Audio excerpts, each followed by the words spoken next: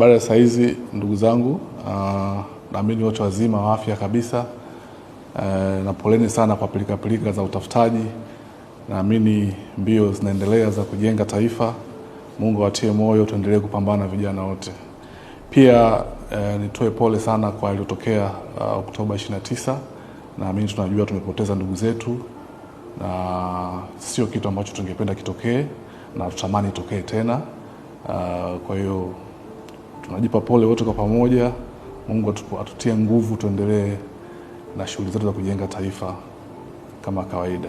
Imenichukua muda mrefu sana kujivuta kuja mbele ya kamera, na hii ni kwa sababu nilikuwa nachukua muda mrefu kutafakari kwa kina kwa haya yanayoendelea, hasa kwenye sekta ya muziki Tanzania. Najua tunakubaliana kwamba tuna itikadi ya vyama, tunakubaliana hilo na haijaanza leo, na mara nyingi tulifanikiwa.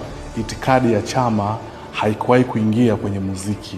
Muziki ulibaki kuwa muziki, hauna chama, na wanamuziki walikuwa na haki ya kuchagua chama. Mifano tunayo, wako wanamuziki ambao waliamua kuwa wanamuziki na pia wakaingia kwenye siasa, na muziki waliutumia kama platform ili wasogeza kwenye siasa kirahisi. Lakini kwa kinachoendelea, kinachoniogopesha ni kwamba hii platform inaweza isizalishe wanasiasa wengine baadaye, kwa sababu tumekubaliana kimsingi kwamba tusisupport muziki wa Tanzania. Hii ni kauli ngumu na ni nzito sana, kwa sababu ninaamini wote tunajua muziki wa Tanzania umeajiri vijana wengi sana wa kimaskini. Ni kundi kubwa sana ambalo linanufaika na muziki wa Tanzania. Kwa hiyo tukisema tusisupport muziki wa Tanzania, ni kwamba tunasema tusisupport vijana wa Tanzania, ambao kimsingi sidhani kama ni njia sahihi ya kusolve matatizo.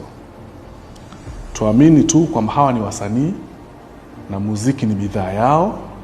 Ni kama machinga ambaye anaenda Kariakoo kununua viatu, akaenda kuvitembeza barabarani, hakamuzia mtu yoyote bila kujali itikadi yake ya chama au dini. Ndivyo tuangalie katika lengo ya upande wa wasanii pia. Msanii anaenda studio, anaunganisha maneno yake, atengeze bidhaa ya muziki na ataiuza bila kujali anayenunua ana itikadi gani ya chama. Lakini hapa katikati kumekuwa na movement, na kimsingi movement kama tumeanza kuipractice, ambayo kimsingi naogopa sana, na naomba nifungue mjadala kwa washikadau na wenzangu wote ambao tumepambana kujenga hii tasnia au kiwanda cha muziki. Tulikijenga kwa sababu kutengeza ajira watu wengi sana, na tumefanikiwa kujenga vijana wengi sana kwenye muziki. Leo tunapoifunga, maana tunawafunga hawa vijana ambao tayari ni maskini wenzetu, watoto wa mtaani wenzetu, wamepiga hatua, wamefika mbele. Leo tunawarudisha nyuma. Hiyo sio shida. Shida ni kwamba tumefunga vijana wengine wapya ambao wenyewe pia wanaitafuta nafasi ya kufika hapo juu.